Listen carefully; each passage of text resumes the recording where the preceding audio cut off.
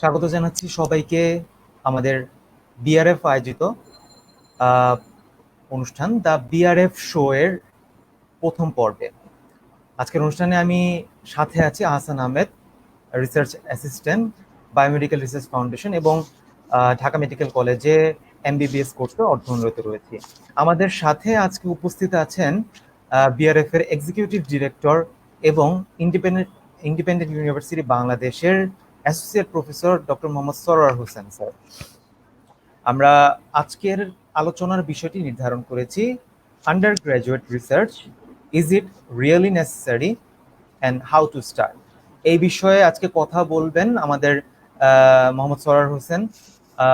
তিনি তার under graduate life এবং 11 বছর দেশের বাইরে গবেষণার অভিজ্ঞতা এবং গত 8 বছর ধরে দেশে পাবলিক হেলথ গবেষণার অভিজ্ঞতার আলোকে আমাদের সাথে এই বিষয়ে কথা বলবেন।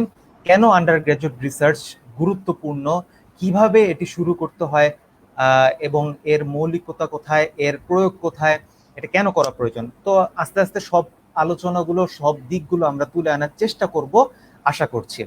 তো কথা না বাড়িয়ে আমরা আসলে মূল আলোচনায় চলে যেতে চাই যে আমরা এই লাইভটি বা এই অনুষ্ঠানটি করার ঘোষণা দেওয়ার পরে আমরা একটি ফর্ম খুলেছিলাম, মাইক্রোসফট ফর্ম। সেখানে আমরা যারা আগ্রহী রয়েছে এই বিষয়ে তাদের থেকে আমরা প্রশ্ন সংগ্রহ করেছিলাম এবং আমরাও এই অনুষ্ঠানটি সাজানোর জন্য কিছু বিষয়কে নির্ধারণ করেছিলাম।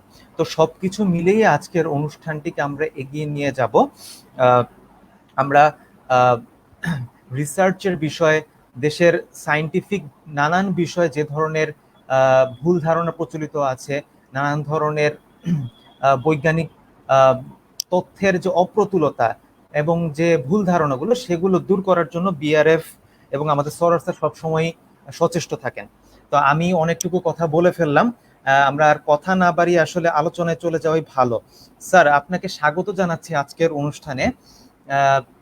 আমাদের বিআরএফ আয়োজিত এই অনুষ্ঠান দ্য বিআরএফ শো, আমরা পরিকল্পনা করেছি যে মাসে দুটি, অর্থাৎ পাক্ষিকভাবে আমরা এই অনুষ্ঠানটি চালিয়ে যাওয়ার চেষ্টা করবো। এটা হচ্ছে প্রথম সিজন এবং প্রথম এপিসোড। স্যার, আপনাকে স্বাগত জানাচ্ছি আজকের অনুষ্ঠানে। Thank you Ahsan. আসসালামু আলাইকুম সবাইকে। আচ্ছা স্যার, আমরা আসলে জি স্যার, আমরা আসলে অনেক কথা বলে ফেললাম। আমি আসলে সরাসরি আপনাকে আলোচনায় নিয়ে আসতে চাই যে স্যার, আমাদের আজকের বিষয় আপনি জানেন যে আন্ডার গ্রাজুয়েট রিসার্চ। এই আন্ডার গ্রাজুয়েট রিসার্চ কেন প্রয়োজন, আমরা হচ্ছে একদম মৌলিক আলোচনা থেকে শুরু করতে চাই যে কেন আন্ডার গ্রাজুয়েট রিসার্চ প্রয়োজন, আপনি এই বিষয়ে কিছু বলতেন। Thank you.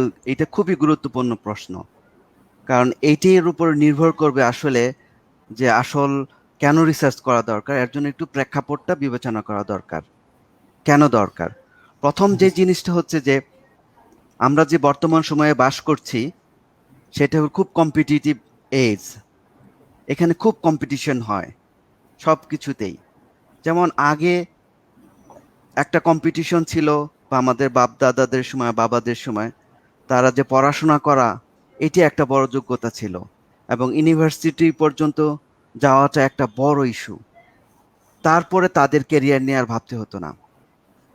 কিন্তু বর্তমান সময়ে তথ্য প্রযুক্তি প্লাস প্রত্যেকটা দেশ একটা ভালো অবস্থায় এসছে, উন্নতি করছে। সারা ওয়ার্ল্ড ওয়াইড যে একটা এনলাইটমেন্ট বলা হয়, যে যেগুলো ভিজিবল পরিবর্তনগুলো ভালো হচ্ছে এবং আগে যে পভার্টি লেভেল ছিল ওয়ার্ল্ড ওয়াইড অনেক কমেছে।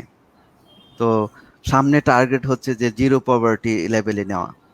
তো সব কিছু মিলে যেহেতু ওইটাই সলভ হয়েছে, এখন ইউনিভার্সিটি পড়াটাও সহজ হয়ে গেছে। আমাদের সময় শুধু সরকারি ইউনিভার্সিটি ছিল কয়েকটা, এখন প্রায় দেশে 150টা ইউনিভার্সিটি, পাবলিক প্রাইভেট, এবং প্রায় 106টা মেডিকেল কলেজ, পাবলিক প্রাইভেট, এবং প্রায় 40টার মতো ডেন্টাল কলেজ। তার মানে আগে ইউনিভার্সিটি ভর্তি হওয়াটা খুব চ্যালেঞ্জিং ব্যাপার ছিল।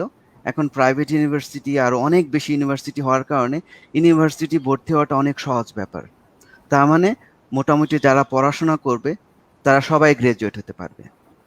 তার মানে এখন যদি সবাই গ্রাজুয়েট হয়ে যায় তাহলে তো কম্পিটিশন অটোমেটিক্যালি বেড়ে যাবে। এই প্রসঙ্গে বলি, আমি যখন মেডিকেলে ভর্তি হলাম, তখন তো 8টা মেডিকেল কলেজ ছিল। তখন আমি শুনলাম যে মাইক্রোবায়োলজি নামে একটা সাবজেক্ট আছে।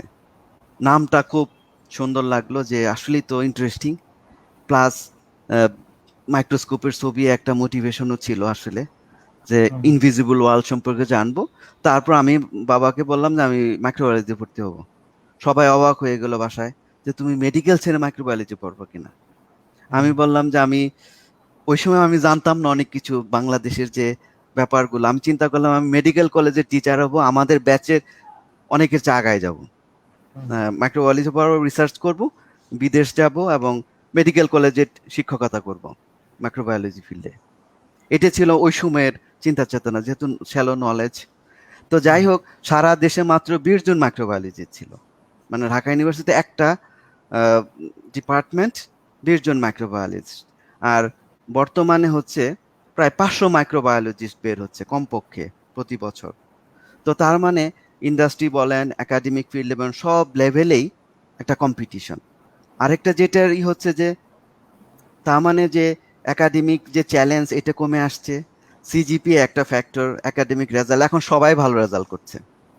এটা একটা বড় কারণ হচ্ছে আমাদের রেজাল্ট, আমাদের এডুকেশন সিস্টেম খুব দুর্বল হয়ে গেছে, নকলের প্রবণতা অনেক বেশি। পাবলিক প্রাইভেট সব জায়গাতেই প্রচন্ড নকল করে স্টুডেন্টরা, এথিক কমে গেছে, এটা আমরা সবাই জানি। তো এই জন্য সিজিপিও একটা মানে ডিফারেন্সিয়েট করতে পারছে না। তো সেই জন্য এই ক্ষেত্রে রিসার্চ একটা বড় স্কিল। এখন আমরা ভাবি যে রিসার্চ করা মানে পাবলিকেশন করা, এটা সবাই বুঝবে না। এটা একটু যারা একটু অন্য ধরনের মানুষ তারা রিসার্চ করবে। আসলে এটা একটা ভুল কনসেপ্ট। রিসার্চ যে কি এটাই আমরা জানি না আসলে। না জানার কারণে আমরা ভাবি রিসার্চ আমাদের জন্য না। কিন্তু রিসার্চ ইজ এ প্রসেস, একটা প্রসেস, যেই একটা রাস্তা, যেই রাস্তা দিয়ে হাঁটলে একজন মানুষ সিস্টেমেটিক্যালি চিন্তা করতে পারে, সে হুম, মোর অর্গানাইজড হয়, মোর চিন্তাশীল হয়, মোর রেশনাল হয়। কারণ তাকে রিসার্চ কোশ্চেন অ্যাড্রেস করতে হবে নির্দিষ্ট পথে। তো তার মানে তার অনেক ধরনের লাইফ স্কিল অর্জিত হয়ে যায় সাধারণ একটা রিসার্চে ইনভলভ হয়ে গেলেই। তো আরো ওগুলা সামনে বিস্তারিত আসবে। সবকিছু হুম, মিলে সারা ওয়ার্ল্ডে আন্ডার গ্রেড রিসার্চ খুব পপুলার হয়েছে একটা ছোট্ট পরিসংখ্যান। যেমন council on under graduate research, আমেরিকার একটা প্রতিষ্ঠান, হুম, 2008 সালে তাদেরই ছিল গোল হচ্ছে যে আন্ডার গ্রাজুয়েট রিসার্চারদেরকে কনফারেন্স হয়। তো হুম, 2008 সালে মাত্র 3,000 স্টুডেন্ট প্রেজেন্ট করেছে তাদের ফাইন্ডিংস। 2017 সালে সেটি হয়েছে 10,000, plus 900 university participated. Research undergrad researchers participated in those conference. So it speaks everything.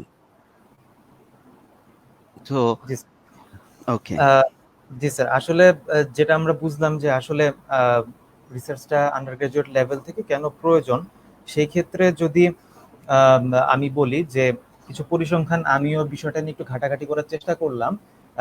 এই বিষয়ে আমাদের বিআরএফ এর অন্যতম জুনিয়র সদস্য রাশওয়ান রাজুর, সে আমাকে বিষয়ে সহযোগিতা করেছিল যে আসলে আন্ডার গ্রাজুয়েট রিসার্চে এশিয়ান ব্যাকগ্রাউন্ডের আন্ডারগ্রেডরা বেশ পিছিয়ে রয়েছে, সেই তুলনায় এশিয়ান আমেরিকান যে আন্ডারগ্রেডরা রয়েছে তারা বেশ এগিয়ে রয়েছে।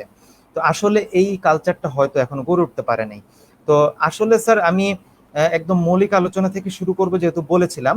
তো স্যার আপনার কাছে আমি জানতে চাই যে রিসার্চ বলতে আসলে কি বোঝায়, এটা কি জাস্ট পাবলিকেশন? খুবই ইন্টারেস্টিং, মানে ইম্পর্টেন্ট কোশ্চেন। রিসার্চ মানে পাবলিকেশন নয়, এটা আমাদের একটা ভুল ধারণা। মানে একাডেমিক লেভেল থেকে শুরু করে ফ্যাকাল্টি লেভেলও সবাই বলে রিসার্চ মানে publication. Publication is a by product of research. Yes. মানে রিসার্চের যেটি হচ্ছে যে আন্ডারস্ট্যান্ডিং এ প্রবলেম, আমাদের সোসাইটি, দেশ, ওয়ার্ল্ডের যে প্রবলেম আছে এটাকে সিস্টেমেটিক্যালি অ্যাড্রেস করা, তার সমাধান করা হচ্ছে রিসার্চের কাজ। আর এটা একটাই প্রবলেম সলভ করা। আরেকটা হচ্ছে যে মানুষের কিউরিসিটি আছে, কেন আমরা এই পৃথিবীতে আসছি, কেন অনেক বায়োলজিক্যাল সিস্টেম, ফিজিক্যাল সিস্টেম কেন কাজ করতেছে, ল অফ গ্রেভিটেশন, আমাদের how cell works, how many pathways, like cancer হলে অনেক পাথওয়ে কাজ করে সবার মধ্যেই। তাহলে if we understand those things, then we can solve more problem. This is the main goal of research, to make life better, to improve the quality of life. And publication is the documentation process. কারণ আমরা ওকে। তো হুইমজিক্যালি একটা কাজ করতে পারবো না। যদি বলি, একটা উদাহরণ দিয়ে বলি, যে বললো যে বাংলাদেশে করোনায় লোকজন মরে অস্থির, মানে হাজার হাজার লোক মরে গেছে, তুমি জানলা কিভাবে? বলে যে আমি ঢাকা মেডিকেল কলেজের হসপিটালে গিয়েছিলাম, ওখানে একটা বেডও খালি নাই। তার মানে বাংলাদেশে লক্ষ লক্ষ মানুষ হসপিটালে ভর্তি হয়েছে। দেখেন, এটা যদি নর্মাল দৃষ্টিতে মনে হচ্ছে যে অনেক, কিন্তু বাংলাদেশ তো একটা হসপিটাল না। You have to be representative. Hospital হলো একটা পার্ট, মানে আউটলায়ার। নর্মাল পপুলেশনে কি হচ্ছে, এই জিনিসটা যখন জানবে, তখন একজন মানুষের কথাবার্তায় ওটা রিফ্লেকশন আসবে। এই কারণে দেখা যাচ্ছে আমাদের দেশে যে পত্রপত্রিকায়, টেলিভিশনে যে মিস ইনফরমেশন হচ্ছে, তো তারপর ইনফোডেমিক্স, যেটা কোভিডের কারণে হচ্ছে, এটা হচ্ছে অ্যানেকডোটাল এক্সপিরিয়েন্স, যে পার্সোনাল যা দেখে তার উপর, কিন্তু একজন রিসার্চার এইভাবে কথা বলবে না। তো ওকে। এই জন্য এই, মানে এই জিনিসটা আসলেই ক্রিটিক্যাল আমাদের পারসেপশন চেঞ্জ করার জন্য। ওকে। আসলে স্যার মানে এই ধরনের টেন্ডেন্সিটা আসলে রিসার্চ করার পেছনে মোটিভেশনটা ক্লিয়ার থাকাটা জরুরি, যেটা আপনার কথায় আমি আসলে বুঝলাম যে অনেকের টেন্ডেন্সি আমি দেখেছি আমার পার্সোনাল লাইফে, যে বিদেশ যাওয়ার জন্য একটা পাবলিকেশন প্রয়োজন, এই জন্য সে রিসার্চ করবে। তো এটাকে আসলে রিসার্চ কতটুকু বলা যায় এই ব্যাপারে আমার নিজের যথেষ্ট সন্দেহ আছে। আচ্ছা স্যার, আর যাই হোক আমরা একটু আগাতে চাই যে আন্ডার গ্রাজুয়েট রিসার্চ করে ক্যারিয়ার একটা ডেভেলপমেন্ট হচ্ছে, ঠিক আছে, যে আসলে স্যার এটা করে আসলে কি শেখা যায়, আসলে এখানে কি স্কিল অর্জন হয় আসলে? এখানে অনেক স্কিল অর্জন হয়, পুরো লাইফের স্কিল অর্জন হয় আমার দৃষ্টিতে। এত বড় হুম একটা ব্রড বিষয়। হুম অ্যাপার্ট ফ্রম হলো কেরিয়ার, আমি যদি বলি যে অ্যাপার্ট ফ্রম কেরিয়ার মানে একাডেমিক কেরিয়ার, অনেকের ধারণা যারা একাডেমিশিয়ান, একাডেমিক হুম কেরিয়ার করবে তাদের রিসার্চ শিখতে হবে। কিন্তু যে জিনিসটা হচ্ছে, যে রিসার্চ যেহেতু একটা process, you need multiple skills with various types of skills.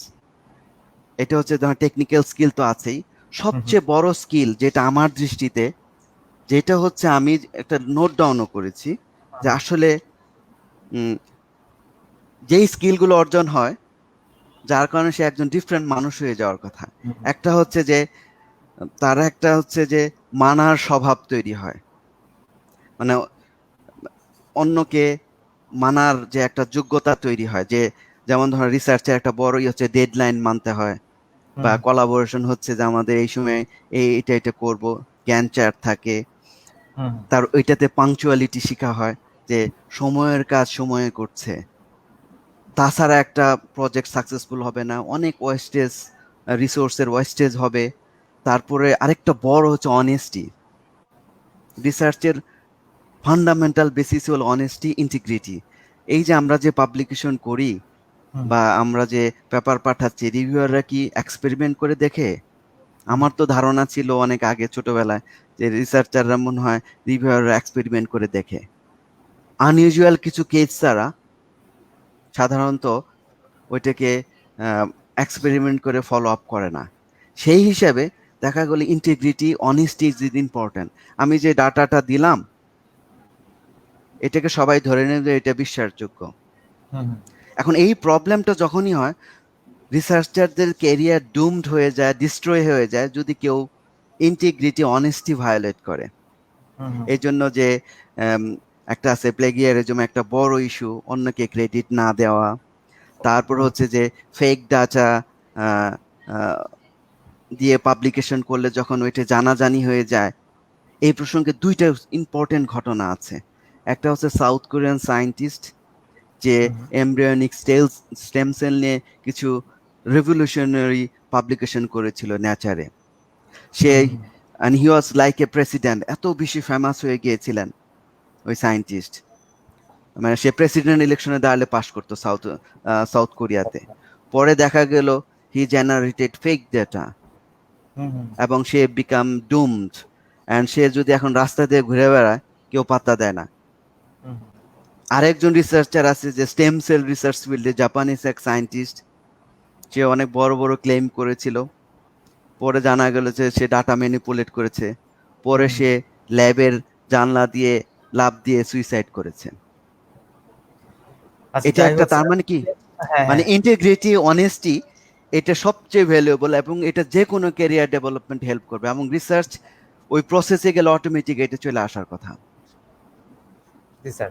আসলে স্যার আপনার কথা থেকে যেটা বুঝতে পারলাম যে আসলে রিসার্চ শুধুমাত্র যে সায়েন্সকে সার্ভ করা বা নলেজ জেনারেট করা সেটা না, সেখানে সীমাবদ্ধ না। এই teaches obeying, punctuality, honesty, discipline and like leadership, এটা খুব বেশি গুরুত্বপূর্ণ। যাই হোক স্যার, আমরা আম, সব আন্ডার গ্রাজুয়েটের একটা কমন কোশ্চেন যে স্যার আসলে মূল কোশ্চেনটা হচ্ছে যে আমরা অনেকে কম বেশি হোক রিসার্চ যে গুরুত্বপূর্ণ এটা কম বেশি হোক বুঝি, কিন্তু স্যার এটা কিভাবে শুরু করতে হবে, কোথা থেকে শুরু করতে হবে, এই বিষয়ে জ্ঞানের অপ্রতুলতা হোক বা সুযোগের অপ্রতুলতা হোক, একটা কিন্তু গ্যাপ রয়ে গিয়েছে। তো আসলে স্যার এই আন্ডার গ্রাজুয়েট রিসার্চটা কোথায় কখন কিভাবে শুরু করতে হবে স্যার, এই বিষয়ে জানতে চাচ্ছি আপনার কাছে। Thank you. এটাও খুব ইম্পর্টেন্ট কোশ্চেন। হুম আমরা যখন আন্ডার গ্রেড স্টুডেন্ট ছিলাম ঢাকা ইউনিভার্সিটি 93-তে, তখন আমরা বুঝি নেই রিসার্চ কি জিনিস আসলে। তখন জানতাম যে মাস্টার্স পাস পড়ার সময় একটা থিসিস করতে হয়। হুম কেন থিসিস করব, সবাই করে আমরাও করি।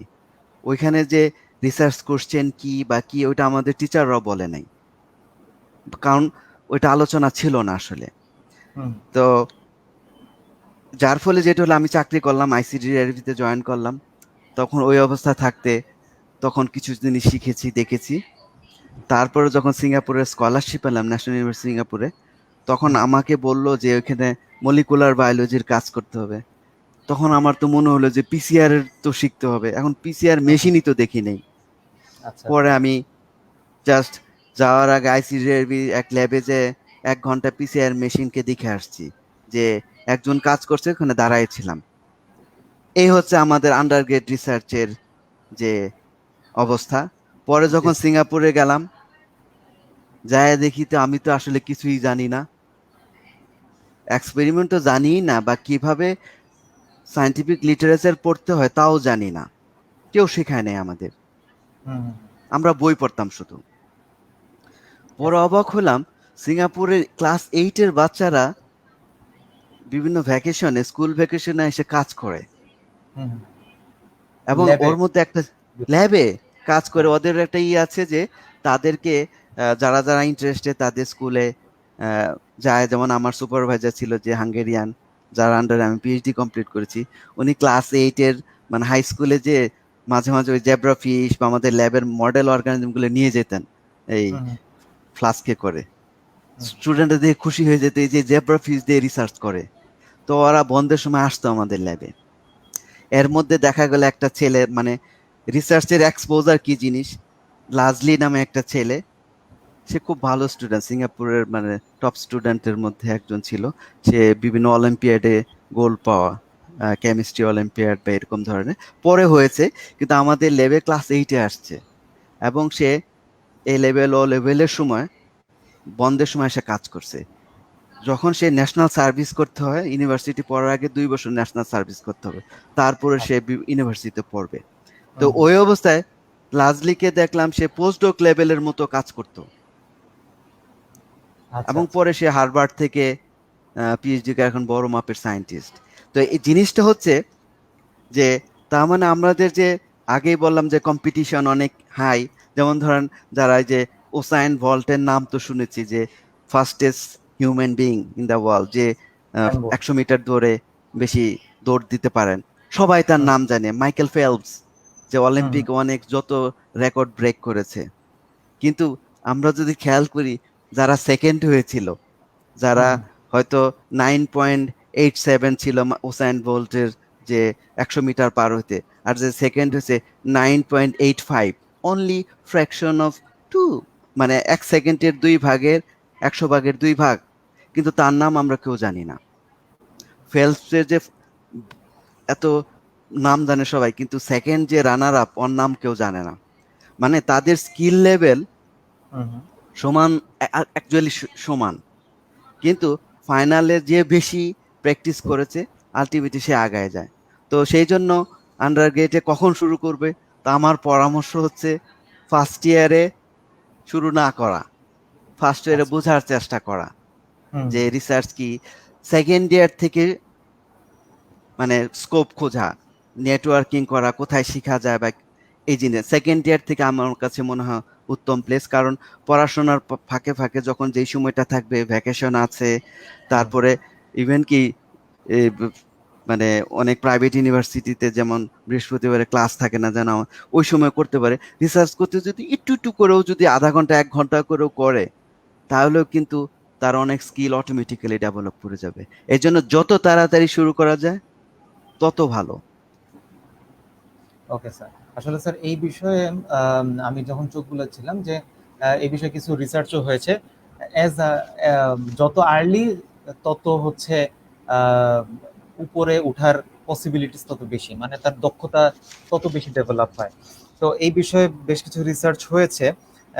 স্যার আসলে এই যে শুরু করতে গেলে আসলে স্যার কখন শুরু করতে হবে সেই বিষয়ে কিছু গুরুত্বপূর্ণ কথা বললেন, যে ফার্স্ট ইয়ারটাকে এক্সপ্লোরেশনে কাটাতে হবে, সেকেন্ড ইয়ার থেকে আসলে এই যোগাযোগ বলি আর হচ্ছে যুক্ত হওয়া বলি এই জিনিসটাকে শুরু করতে হবে। আচ্ছা, এটা হচ্ছে আন্ডার গ্রাজুয়েটে। এখন স্যার কখন শুরু করতে হবে, এখন স্যার কিভাবে শুরু করবো আসলে? স্যার এখানে কিভাবে শুরু করব কথাটা চলে আসলেই মেন্টরিং এর বিষয়টা চলে আসে, যে রিসার্চ মেন্টর। হ্যাঁ, এই মানে সবাই অনেকেই আমাদেরকে বিআরএফ পেজেও অনেক সময় মেসেজ দেয় যে আসলে তারা বিআরএফ এর সাথে কাজ করতে চায়, বা he is finding or she is finding A mentor, mentorship mentor খুঁজে পাচ্ছে না, বা কার কাছ থেকে এই প্রসেসগুলো শিখবে, এই জিনিসটা কঠিন। এখন স্যার বিষয়টা কি, আমাকে যদি একজন পথ দেখিয়ে দেয় তাহলে আমার জন্য পথ চেনাটা সহজ হয়। এখন যদি পথ দেখানোর যদি কেউ না থাকে, তাহলে কিন্তু আমি নানান পথ ঘুরে কিন্তু আমি আমার সময়টাকে নষ্ট করছি। এখন মানে এই রিসার্চ মেন্টর কিভাবে ম্যানেজ করতে হয় এবং কেন এই রিসার্চ মেন্টর প্রয়োজন সেই বিষয়ে একটু কথা বলবেন। আসলে রিসার্চ ফিল্ডটা হচ্ছে এরকম, গুরু শিষ্যের মতো, এবং হুম হুম। যে মেন্টর থাকে সে সারা জীবনের মেন্টর হয়ে যায়, এবং জি স্যার। তার যে জব, কেরিয়ার সবকিছু রিসার্চ মেন্টরের সাথে ইনভলভ। হুম কারণ এটা আগের জামানা, আমাদের প্লেটুর এরিস্টটলের স্টুডেন্ট, প্লেটুর স্টুডেন্ট এমক, এই যে, এবং আমরা যদি আহ, হুম মানে রিলিজিয়াস এডুকেশন দেখি মাদ্রাসা লেভেলে, ওইখানে হুম। স্টুডেন্টকে চিনে তার টিচারকে দিয়ে, মেন্টরকে দিয়ে, এবং জি যে স্যার। যত বেশি রেসপেক্ট করে মেন্টরকে, সে তত বড় স্কলার হয়। এটা স্বাভাবিক, এটা সায়েন্টিফিক ফিল্ডও। তো এখন প্রশ্ন হচ্ছে যে আমরা মেন্টর কোথায় পাবো? এখন এই মেন্টর গুলো সরবরাহ করা, কাজ করা ইউনিভার্সিটির গুলো দায়িত্ব, ইউনিভার্সিটির ফ্যাকাল্টি গুলোর দায়িত্ব। হুম যে হুম ইউনিভার্সিটি তো নলেজ ক্রিয়েট করে, it's not like a college or school, কিন্তু আমাদের দেশে ম্যাক্সিমাম ইউনিভার্সিটিগুলো কলেজ লেভেলের, বিদেশের বা পলিটেক লেভেলের। ফ্র্যাঙ্কলি স্পিকিং, আমি সরাসরি কথা বলি, কারণ হুম আমি হুম। তো 8 বছর ধরে দেখছি, বিভিন্ন জায়গায় দেখছি। তো জি স্যার, আপনি একাডেমিকের সাথে যুক্ত আছেন হ্যাঁ, বিভিন্ন জায়গায়। একাডেমি, ইন্ডাস্ট্রি, বিভিন্ন জায়গায় ইনভলভ ছিলাম, মাল্টি ডিসিপ্লিনে। আমাদের যে পড়াশোনা ইউনিভার্সিটির, হুম সিঙ্গাপুরের যে একটা পলিটেকের কাছাকাছিও যাবে না। তবে তারপর অনেক ছেলে ভালো করে, কারণ হুম হুম। হচ্ছে তারা সেলফ মোটিভেটেড, নিজে নিজে Yeah, শেখে। আমাকে যদি পার্সোনালি, আমাকে যদি কেউ নাও শেখায়, আমার মনে পড়ে ইউনিভার্সিটি আমি নিজেই পড়তাম, এবং হুম, অনেক স্টুডেন্ট নিজে পড়ে। yes, তো এখন যেহেতু আমাদের আবার যেই সমস্ত ফ্যাকাল্টিরা রিসার্চে মনোযোগ দেয় বা ফোকাস করে, তাদেরকে মূল্যায়ন করা হয় না আমাদের দেশে। হুম, আমাদের দেশে মূল্যায়ন হয় যে যত বেশি পলিটিক্স করবে। এটা মুদ্রা কথা। এই জন্য আমি সবসময় ফেসবুকে বা সব জায়গায় বলি যে একাডেমিক প্রতিষ্ঠানে পলিটিক্স থাকা যাবে না। এবং হুম, যত ধরনের যে প্রবলেম শুরু হয়েছে আমাদের দেশে, আমরা তো জানি। এখন বাসায় আমি পত্রিকাই নিতে পারি না, কারণ ওইটা এক্সপোজ হলে আমার ছেলে মেয়ে মেন্টালি সিক হয়ে যাবে। এই জি স্যার। কারণে আমরা পত্রিকা নেই না। তো তার মানে যে স্টুডেন্টগুলো মেন্টরিং হচ্ছে না, পলিটিক্স আসছে নাই, এই কারণে একটা ভ্যাকুয়াম তৈরি হয়েছে। তো সেজন্য মেন্টর পাওয়া, এবং আমার সাথে অনেকেই যোগাযোগ করে, যেমন আজকেও 2 ঘন্টা আসলে মিটিং স্যার হয়েছে। মানে এই স্যার আসলে আপনি বাস্তবতাটা বললেন যে কি পরিস্থিতি এখন স্যার এই অবস্থায় যারা এনাফ মোটিভেটেড তারা কিভাবে আসলে মেন্টর জোগাড় করতে পারে স্যার? এখন এই জিনিসটা নির্ভর করবে যে আসলে আমার পার্সোনাল এক্সপিরিয়েন্সে গত 8 বছর আমি কমপক্ষে 200-300 স্টুডেন্ট হ্যান্ডেল করেছি। যেমন আমাদের হ্যান্ডেল বা রিসার্চার, যেমন আমাদের 2টা প্রজেক্টিভ, বায়োমেডিক্যাল রিসার্চ ফাউন্ডেশন, একটা চিকুনগুনিয়া আর বড় হচ্ছে ডেঙ্গু, 200 রিসার্চার কাজ করেছে জি স্যার। ভলান্টারি বেসিসে। এবং হুম, আমি দেখেছি, যেমন ধরেন আমার ইউনিভার্সিটি, আমার কষ্ট হয়, আমি ইন্ডিপেন্ডেন্ট ইউনিভার্সিটির শিক্ষক, হুম, কিন্তু আমার স্টুডেন্টরা কেউ বেনিফিট নিতে পারলো না। জি স্যার। তুমি যেমন ধরো অ্যাঙ্করিং করতে ঢাকা মেডিকেল কলেজের, তোমাকে আমি চিনতাম না, তুমি কিভাবে ফেসবুক থেকে যোগাযোগ করে অনেকবার এসছো, ই করছো, তারপর আমি কনভিন্স হয়েছি যে তুমি খুব ভালো ছেলে বা তোমার মোটিভেশন আছে। আমি মনে পড়ে তোমাকে বলেছিলাম যে তুমি কি হতে চাও, মানে তুমি যে রিসার্চ করতে চাও। তুমি বললাম আমি অক্সফোর্ডে পিএইচডি করতে চাই, অক্সফোর্ড ইউনিভার্সিটিতে। আমি বলছি তুমি যদি লেগে থাকো, তোমার অক্সফোর্ড ইউনিভার্সিটিতে পিএইচডি করা কোনো ঘটনাই না, কারণ তুমি ওই যোগ্যতা অর্জন ইন্টার্নির মধ্যেই করে ফেলবা। গত, তো তুমি দেখো, ক্লাস মানে থার্ড ইয়ার থেকে শুরু করেছিলে না? জি স্যার। তোমার কয়টা পাবলিকেশন হয়েছে বলো এখন? আহ, স্যার একটা পাবলিশড হয়েছে, আরো 3টা, তিন আমি জানি চারটা 3টা। তারপরে জি স্যার, তোমার আরো মোটিভেশন দেখে আমি তোমাকে একটা বড় প্রজেক্ট হ্যান্ডেল করতে দিয়েছি, যে জি স্যার। তুমি ওই ওটা প্রজেক্টটা রান করবা, পেপার ডাটা লিখবা, কমপ্লিট হ্যাঁ হয়েছে জি ডাটা স্যার। কালেকশন করবা, ফার্স্ট অথার হিসেবে কাজ করবা। আমি বলছি তুমি যদি এটা করতে পারো, 3 প্লাস ইম্প্যাক্ট ফ্যাক্টর একটা পাবলিকেশন হবে, আর তোমার অ্যাসোসিয়েটেড আরো অনেক পাবলিকেশন হবে। তখন তুমি অক্সফোর্ড বলো, অনেক জায়গায় তুমি অ্যাপ্লাই করতে পারবা।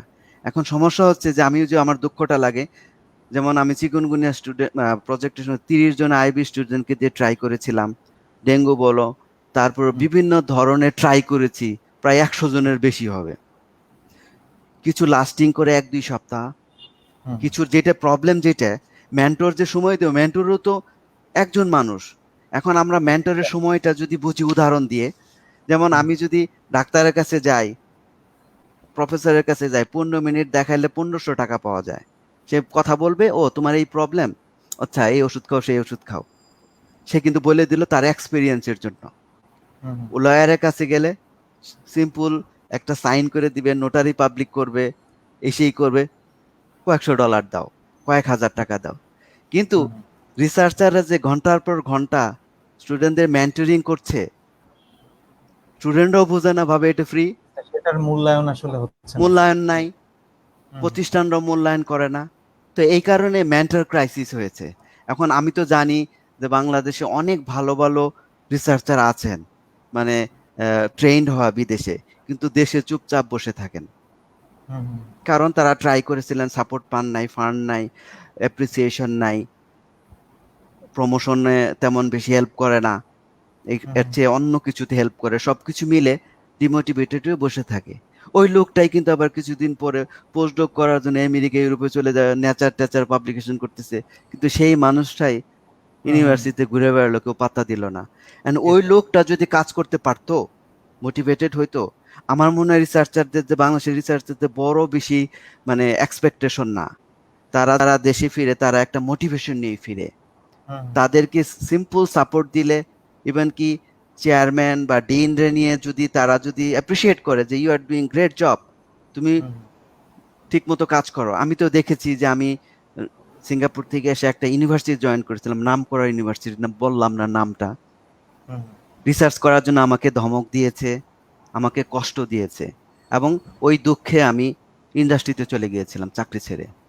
হুম, অ্যাপ্রিসিয়েটের পরিবর্তে আহ, বকা দিল, এবং রেজিস্টার অফিস চাইলো যে এটা হাইলাইট করবে, প্রেস রিলিজ দিবে। হুম, যখন ফোন করছি তখন ডিন চেয়ারম্যান যারা থাকে তারা ডেকে বললো, ঘোড়ায় ডিঙে ঘাস খাও, তুমি কি করছো, তোমার পড়ানোই কাজ, হুম, রিসার্চ কাজ না।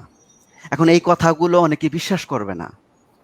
সো এই কারণে বিভিন্ন কারণে যে কালচারতে মেন্টর পাওয়া যাচ্ছে না। এখন আমরা যারা কি করতে হুম, পারি, এই প্রবলেমগুলো আমি যখন দেখলাম যে আমাদের হুম, কিছু একটা করা দরকার ইন্ডিপেন্ডেন্ট প্ল্যাটফর্ম হিসেবে, যেখানে হুম, সব ইউনিভার্সিটির স্টুডেন্টরা কাজ করতে পারবে, সব ইউনিভার্সিটির ফ্যাকাল্টিরা কাজ করতে পারে। সেইখান থেকে জন্ম হলো বায়োমেডিক্যাল রিসার্চ ফাউন্ডেশন। এটা একটা কোলাবোরেটিভ রিসার্চ প্ল্যাটফর্ম। তো এখন দেখা গেল যে আমি ব্র্যাক ইউনিভার্সিটি টিচার, আইবির সাথে কোলাবোরেশনে যাই না, যদি মাইন্ড করে। হুম, হুম, আমার আইবির টিচার, আমি নর্থ সাউথে গেলে বলে যে নর্থ সাউথ আমাদের কম্পিটিটর। এটা একটা মিসকনসেপশন।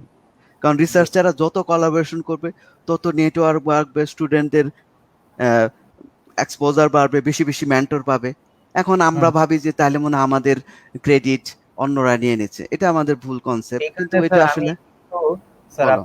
একটু যোগ করতে চাই যে আমার কাছে যেটা মনে হচ্ছে স্যার আপনার কথা শোনার পরে, যে এখানে স্যার স্টুডেন্টদের দিক থেকেও কিছু সমস্যা রয়েছে, যে তারা আহ, মানে তাদের যাদের কাছে হয়তো সে একজনকে মেন্টর মনে করছে, এবং আহ, ওই মেন্টর তাকে যথেষ্ট সময় দিচ্ছে, এবং সময় দেওয়ার পরে যখন দেখতে পাচ্ছে যে কিছুদিন পরে তাকে আর পাওয়া যাচ্ছে না, তখন কিন্তু মেন্টর স্বাভাবিকভাবেই নিজেই ডিমোটিভেটেড হয়ে যাবে, যে আর কারো, আর কোন নতুন ছেলে আসলে দেখা যাচ্ছে যে পরবর্তী যে ছেলেটা বা মেয়েটা আসলো, সে আরো বেশি মোটিভেটেড বা সে আরো বেশি সিনসিয়ার হতে পারতো, কিন্তু তাকে সে পরবর্তীতে হয়তো বিশ্বাস করতে পারছে না যে সে আমার সময় নষ্ট করছে। হ্যাঁ, তো এক্স্যাক্টলি। এটা আমার কাছে মনে হচ্ছে যে স্টুডেন্টদের দিক থেকে এটা একটা প্রবলেম স্যার। এই বিষয়ে স্যার আসলে স্টুডেন্টদের জন্য স্যার কি বলা যায় আসলে? আসলে স্টুডেন্ট আমি দেখছি, যারা সিনসিয়ার স্টুডেন্ট হুম, তারপরও লেগে থাকে, তাদের স্কোপ তৈরি হয়ে যায়, স্কোপ না থাকলেও। যেমন হুম, ধরো, আমি তো ধরো চিকুনগুনিয়া ডেঙ্গু প্রজেক্টে যে আমরা 200 জন, ওইখান থেকে তো আমরা কিছু ভালো রিসার্চার পেয়েছি। যেমন সিয়াম যে আছে, হাসানুল বান্না সিয়াম, সে আন্ডার গ্রেড থেকে শুরু করলো।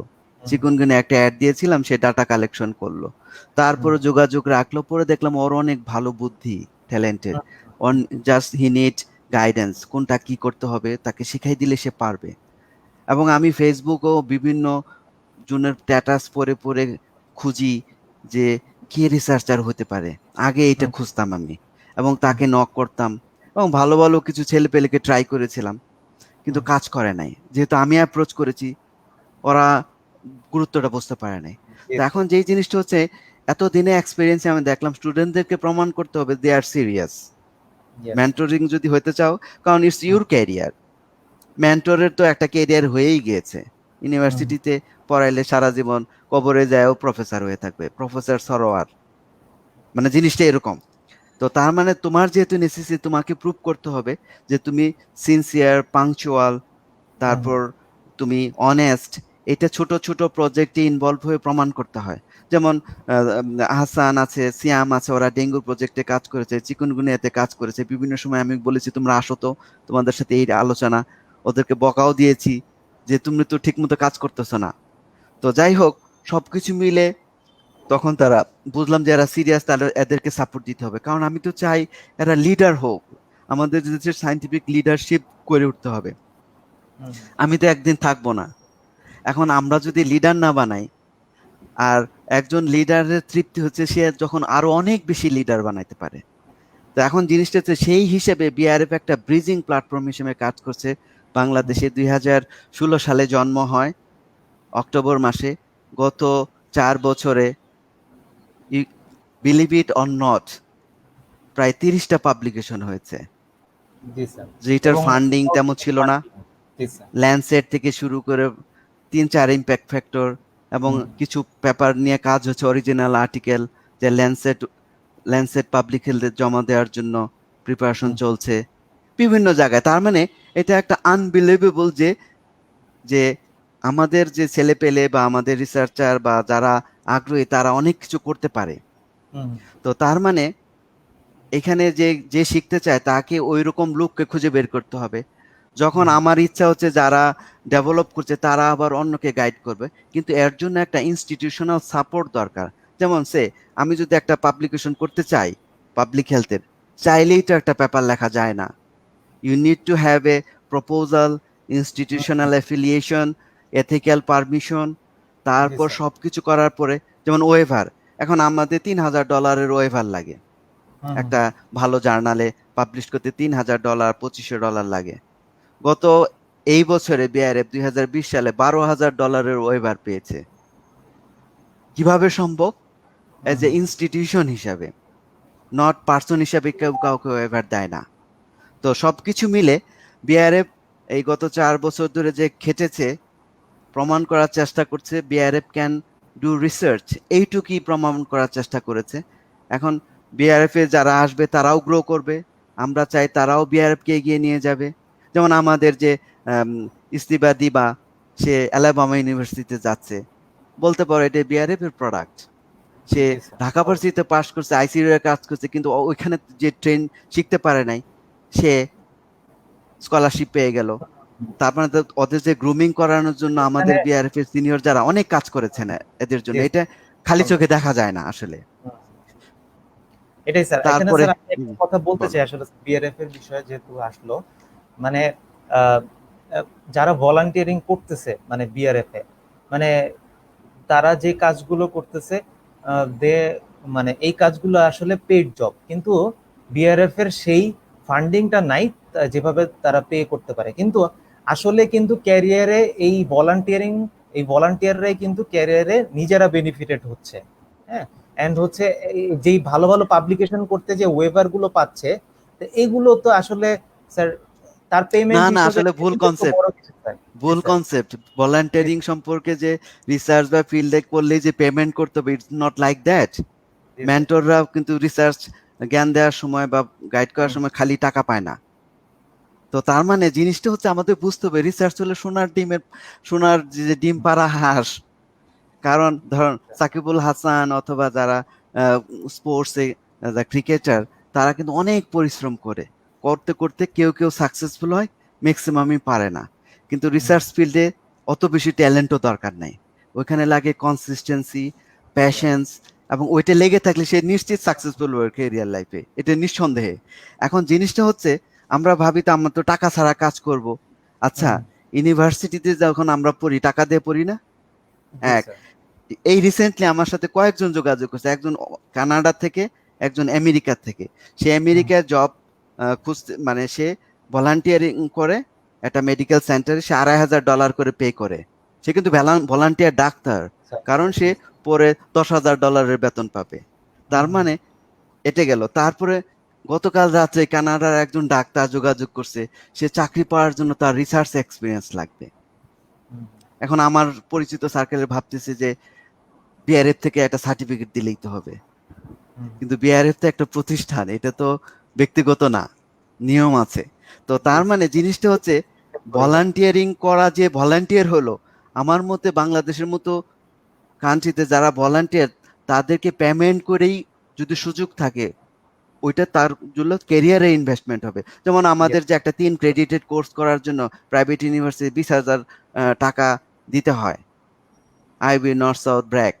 হুম, সে যদি 1 লাখ টাকা মানে পাশ করতে তার 10-12 লাখ টাকা খরচ হয়, সে হুম, যদি 50,000 1 লাখ টাকা খরচ করে রিসার্চের প্রসেসটা যদি শিখে ফেলে, পুরো প্রসেসটার স্টাডি ডিজাইন থেকে কোশ্চেন আস্ক করার থেকে পাবলিকেশন পর্যন্ত, it's a hmm, huge thing. তার 1 বছরের এক্সপিরিয়েন্স হলো, এবং সে এটা ইনভেস্টমেন্ট করলো, লাইফ টাইম ইনভেস্টমেন্ট। এখন আমরা ভাবি যে ভলান্টিয়ার, যে আমরা তাহলে আমরা টাকা না দিলে কাজ করবো না। যারা হুম। ওইটা চিন্তা করে তারা আসলে অনেক পিছায় পড়ে ক্যারিয়ার লাইফে। স্যার, এই প্রসঙ্গে স্যার আমি আসলে একটা খুব গুরুত্বপূর্ণ একটা আহ, সংবাদ বলি বা তথ্য বলি, আমি এটা একটু শেয়ার করতে চাই যারা প্রোগ্রামটা দেখছেন তাদের উদ্দেশ্য করে, যে আমাদেরকে আসলে বিআরএফ পেজে আমরা প্রচুর মেসেজ পাই যে তারা বিআরএফ এর সাথে কাজ করতে চায়, বিআরএফ এর সাথে ভলান্টিয়ারিং করতে চায়, বা হচ্ছে তারা রিসার্চ শিখতে চায়, রিসার্চ কিভাবে করতে হয় জানতে চায়।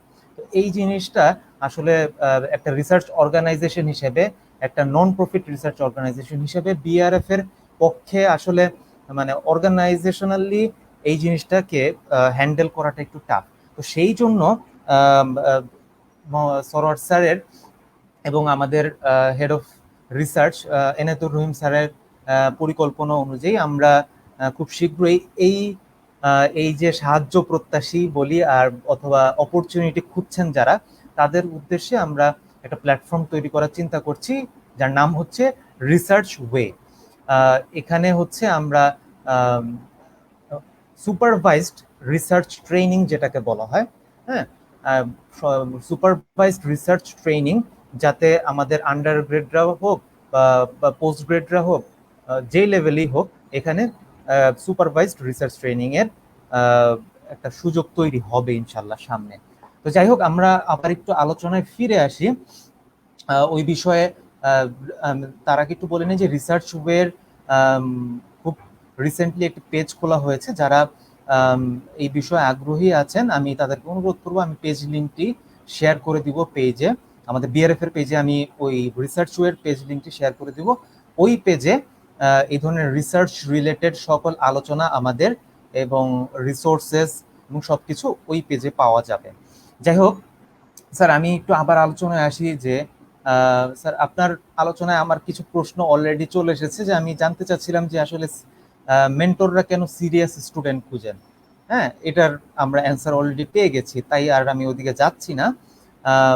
স্যার, আসলে আমি আসলে বলতে চাই আপনার অবজারভেশন অনুযায়ী মানে বর্তমান সময়ের স্টুডেন্টদের আসলে সমস্যা কোথায়। হুম, আমি পার্সোনালি বিলিভ করি যে রিসার্চ এর সাথে ইনভলভ হওয়ার কারণে এই মানে আমি এই সার্ভিসটা করতে যে আমার অন্যান্য বিভিন্ন ধরনের স্কিল গুলো ডেভেলপ করেছে। হ্যাঁ, সেটা কমিউনিকেশন হোক, লিডারশিপ হোক, এরপরে হচ্ছে স্যার এডিটিং, এরপরে হচ্ছে স্যার ফিগার তৈরি করা বা বিভিন্ন ধরনের সফটওয়্যার ইউজ করা, এগুলো স্যার মানে আমি বুঝতেছি যে এটা আমাকে এনরিচ করতেছে সব সময়।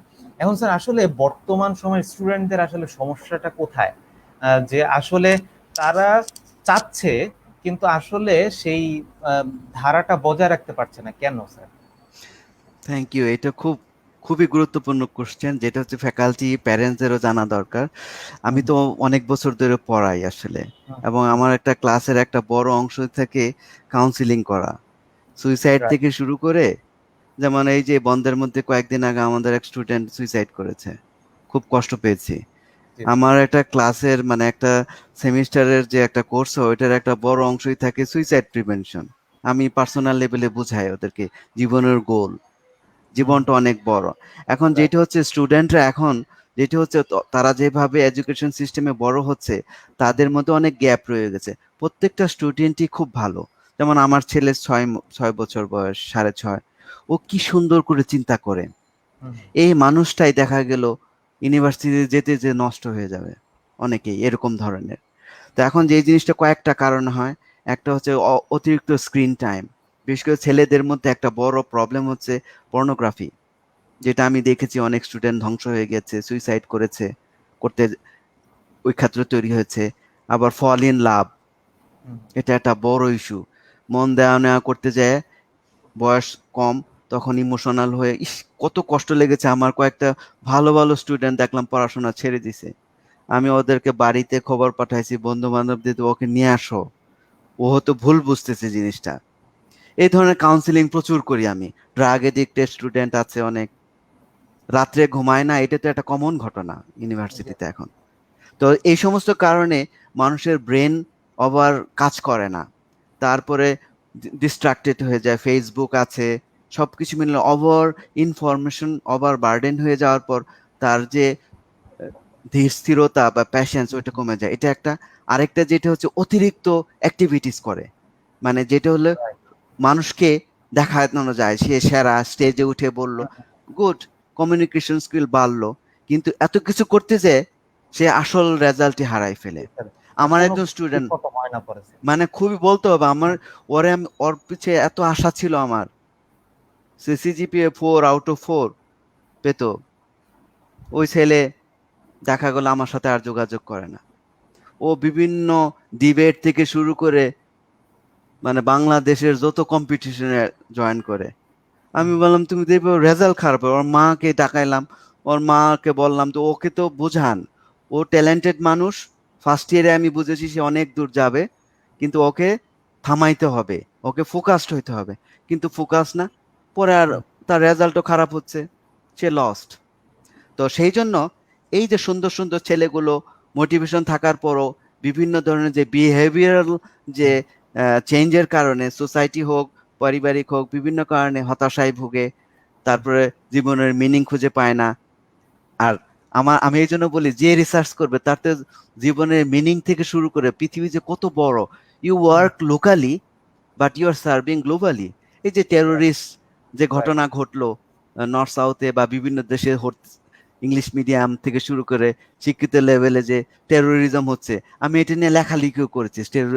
কেন টেরোরিজম হচ্ছে আমি বলছি, হুম, ওই নর্থ সাউথের ঘটনার পরও আমি লিখেছি, হুম, পত্রপত্রিকাও আসছে।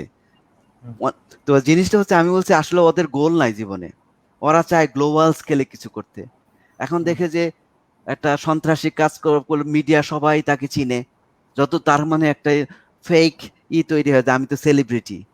তার এই জিনিসগুলো ভেঙে দিতে হবে, এই জন্য তাকে ভলান্টিয়ারি, যে কমিউনিটি ওয়ার্ক, রিসার্চটা একটা কমিউনিটি ওয়ার্ক। তো এই জিনিসগুলোতে ইনভলভ হলে, এবং হি needs a mentoring, good mentor. এই জন্য ওই প্রসঙ্গে যেটা আমাকে বলতে হবে, ওই যে রিসার্চ ওয়ে যে আমরা একটা ভেঞ্চার নিয়ে যে চিন্তা ভাবনা করছি, অনেক দিনের চিন্তার যে একটা প্রসেসে আমরা ওইটা আসছি, যে সুপারভাইজ রিসার্চ ট্রেনিং। যারা হুম, রিসার্চ শিখতে চায়, আমার কাছে প্রায় প্রত্যেক দিনই মেসেজ আসে, ইমেল করে যে তারা রিসার্চ শিখতে চায়। এখন হুম, আমি তো একজন মানুষ, আমি তো এতগুলো পারবো না, আর বিআরএফ এর তো টাকা পয়সা নাই, হুম, ফোকাস নাই যে 5 জন রিসার্চার হায়ার করে দিবে, তারা দেশকে সার্ভিস দিবে রিসার্চ ট্রেনিং করে, তাও নাই। আবার ফান্ডিংও প্রবলেম। তো এত কিছু নিয়ে পৃথিবীতে কেউ মনে রিসার্চ করে না বাংলাদেশে, যে এই ধরনের চ্যালেঞ্জে কার কি মানে পড়ে। এখন আমরা যেহেতু বিআরএফ এর যে গোলই হচ্ছে hmm, community service through research to improve the quality of life. অনেকে আমরা ভাবলাম 5 টাকার খাবার কিনে দিলাম, বা একটা তাকে বস্তির স্কুলে পড়ালাম, হ্যাঁ ওইটা দরকার ছিল এক সময়, কিন্তু হুম, এখন আর ওই অবস্থা নাই। সো আমাদেরকে যেটা করতে হবে, সাস্টেনেবল সার্ভিস দিতে হবে সোসাইটির জন্য। Research is the only way to serve the society in a sustainable manner. এই জন্য রিসার্চ এর যেটা আমরা যেটা ডেটা সিস্টেম করতে চাচ্ছি, এখানে যেটা হবে যে যারা সময় দিবে আমাদের, দেশ বিদেশে অনেক রিসার্চার ট্রেনিং করবে মেন্টর হিসেবে, তাদের তো সময়ের দাম আছে, তাদেরকেও আমাদেরকে অনার করতে হবে। প্লাস এই যে রিসার্চ করতে যায়, যেমন ধরেন একটা প্রজেক্ট প্রপোজাল লিখলো, যে হুম, রিসার্চ আইডিয়া আসলো, ওইখান থেকে প্রজেক্ট প্রপোজাল করবে, তখন তো তার হয়তো 10,000 টাকা খরচ হবে, 20,000 টাকা খরচ হবে, এই টাকাটা কই পাবে? তখন দেখা যাবে আমাদের যদি এনাফ ফান্ড থাকে এই রিসার্চ কাউন্সিলিং বা কনসালটেন্সি থেকে, ওই ফান্ডের ওইটার একটা অংশ চলে যাবে যে হুম। স্কলারশিপ, মানে ছোট ছোট গ্র্যান্ড প্রপোজাল রাখার জন্য 5,000, 10,000, 20,000 টাকার আমরা মানে স্যার ফেলো মানে দিব। প্রমিসিং আন্ডারগ্রেডদের হচ্ছে যাতে মানে তারা তাদের রিসার্চ প্রপোজাল করে, এবং যে তারা যদি 500 টাকাও পায় বা পাঁচ হুম, হাজার টাকাও পায়, কিন্তু প্রসেস হুম, কিন্তু একই। জি এখন স্যার। এগুলো হচ্ছে আমাদের গোল, যেহেতু পিওরলি নন প্রফিট, তো এখন হুম, আমাদের at the same time BRF কেও সাস্টেনেবল হতে হবে। yes, এখন আমরা বিআরএফ এর সাস্টেনেবিলিটি, কারণ বিআরএফ যদি বেঁচে থাকে, গ্রো করে, তাহলে হাজার হাজার রিসার্চার ইনশাল্লাহ দেশে একসময় তৈরি হবে। জি এবং তো এখন সেই কারণে আমাদের সাস্টেনেবিলিটির জন্য চিন্তা করতে হচ্ছে।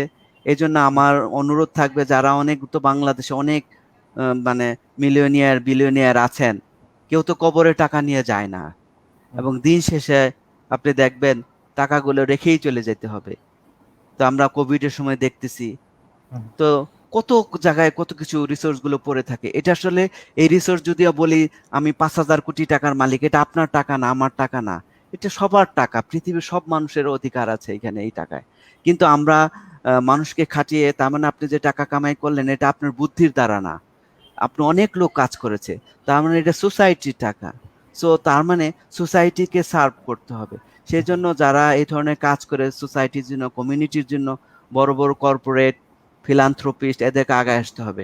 এই জন্য ধরেন অস্ট্রেলিয়ার যে ক্যান্সার রিসার্চ কাউন্সিল, ইউকের cancer research council, public health, লাভলাম অনেক ধরনের সংগঠন আছে, তারা হুম। টাকা উঠায় এবং তাদের আমি আমি রিসার্চারদেরকে actually করে। বলতে যাচ্ছি স্যার, আজকের প্রোগ্রামের মানে আমরা একটু শেষ পর্যায়ে চলে এসেছি। আসলে আমরা কোশ্চেন আহ্বান করেছিলাম, আমরা এখনো অনেক কোশ্চেনের এখনো পর্যন্ত যেতে পারিনি আসলে। তো আমি যতটুকু চিন্তা করছি যে আসলে এই আলোচনাটাকে আরেকটা পর্বে এক্সটেন্ড করা উচিত। আপনার আহ, পরবর্তীতে আপনার মতামত আমি আশা করছি। যাই হোক স্যার, আমি যেটা প্রশ্ন করেছিলাম সেই প্রসঙ্গে যদি আমি একটু সারসংক্ষেপ করি, যে বর্তমান আন্ডারগ্রেডদের এই যে তাদের ধারাবাহিকতা না থাকার পেছনে আপনি যে কথাগুলো বললেন, যে তাদের লাইফ গোল সম্পর্কে নিশ্চিত না হওয়া, অ্যান্ড হচ্ছে লাইফের পারপাজের ব্যাপারে আহ, যে একটা নিজের কাছে একটা ক্লারিটি সেটা না থাকার কারণে হচ্ছে তারা নানান কিছুতে জড়িয়ে পড়ছে, ডিস্ট্রাক্টেড হয়ে যাচ্ছে, এবং ওভার অ্যাক্টিভিটিও হচ্ছে আরেকটা কারণ। তো যাই হোক স্যার, আমরা বেশ কিছু কথা শুনলাম এবং বিআরএফ এর কাজের ব্যাপারে আমরা বেশ কিছু কথা ইতিমধ্যে শুনে ফেলেছি, এবং বিআরএফ এর একটা ভালো উদ্যোগ রিসার্চ ওয়ে, সেই বিষয়েও কিছু কথা হলো। আশা করি সেই বিষয়ে আমরা আরো তথ্য পরবর্তীতে দিতে পারবো স্যার। তো আসলে স্যার অনেক আলোচনা রয়ে গিয়েছে, আমরা সময় অনেকটুকু পার করে ফেলেছি। আজকে স্যার প্রোগ্রামটি শেষ করতে হবে। আমি নেক্সট পর্ব খুব দ্রুতই আশা করছি যে, যেহেতু আজকের আলোচনাটি অসম্পূর্ণ রয়ে গেছে, তাহলে আমরা খুব দ্রুত এর একটি পর্ব আমরা করতে পারি কিনা স্যার, সেই বিষয়ে আমি আপনার সাথে কথা বলে খুব শীঘ্রই আরেকটি ডেট ঘোষণা করবো স্যার। আমাদের আহ, এই ইভেন্টটা যখন আমরা খুলি স্যার, খুব ভালো রেসপন্স পাওয়া যায়। প্রায় 25,000 মানুষ, আহ, কোনো ধরনের বুস্ট করা ছাড়াই প্রায় 25,000 মানুষ এই পোস্টটি রিচ করে তাদেরকে, এবং হচ্ছে প্রায় 600-র মতো মানুষ এই বিষয়ে আগ্রহ প্রকাশ করে, এবং এর মাধ্যমে আসলে বোঝা যাচ্ছে যে আন্ডার গ্রেডরা আসলে কাজ করতে চায়। হ্যাঁ, তাদের রিসার্চের প্রতি আগ্রহ আছে, তারা জানতে চায়, তারা বুঝতে চায়, এবং তারা ইনভলভ হতে চায়। এটাই হচ্ছে সেটা প্রমাণ করে। তো স্যার, তাদের আগ্রহের প্রতি সম্মান রেখে আমি আসলে চাচ্ছি যে এই পর্বটাকে আর একটু এক্সটেন্ড করতে। ইনশাল্লাহ আমরা খুব দ্রুত একটি ডেট ঘোষণা করবো স্যার। স্যার আসলে অনেক আলোচনা একদিক থেকে আরেক শুরু হয়ে যায় অন্যদিকে। আমরা চেষ্টা করব যে পরবর্তী পর্বে ইনশাল্লাহ কিভাবে এই সিস্টেমেটিক ওয়েতে রিসার্চের সাথে যুক্ত হতে পারে, সেই বিষয়ে আরো বেশি কিছু বিষয় নিয়ে আলোচনা করার চেষ্টা করব, এবং স্পেসিফিক কিছু কোশ্চেনের উত্তর দেওয়ার চেষ্টা করব। স্যার আসলে আজকের প্রোগ্রামটি শেষ করতে হচ্ছে। আপনাকে অসংখ্য ধন্যবাদ, এবং যারা এতক্ষণ ধরে আমাদের আলোচনাটি শুনছিলেন তাদেরকেও অসংখ্য ধন্যবাদ। আশা করছি পরের পর্বেও আমাদের সাথে থাকবেন, এবং বিআরএফ এর যে উদ্যোগ, দ্য বিআরএফ শো, এখানে সায়েন্টিফিক নানান বিষয় নিয়ে আশা করছি আলোচনা হবে, এবং আমরা মাসে 2টি অনুষ্ঠান আলোচনা করার ব্যাপারে প্রতিজ্ঞাবদ্ধ। দেখা যাক কতটুকু কি করা যায়। আমাদের সংকল্প বা সদিচ্ছার কোনো অভাব নাই। আমরা কাজ করতে চাই ভালো পারপাজে, আমরা সোসাইটিকে সার্ভ করতে চাই আসলে বিআরএফ এর প্ল্যাটফর্ম থেকে। সেই উদ্দেশ্যেই এই প্রোগ্রামটি। আশা করছি আমাদের সাথে থাকবেন সামনের দিনগুলোতে। ধন্যবাদ সবাইকে। ধন্যবাদ সবাইকে। তো আমার যেটা শেষ কথা হচ্ছে যে আসলেই আন্ডার গ্রেড বলেন বা বাংলাদেশের রিসার্চের প্রতি প্রচন্ড আগ্রহ তৈরি হয়েছে।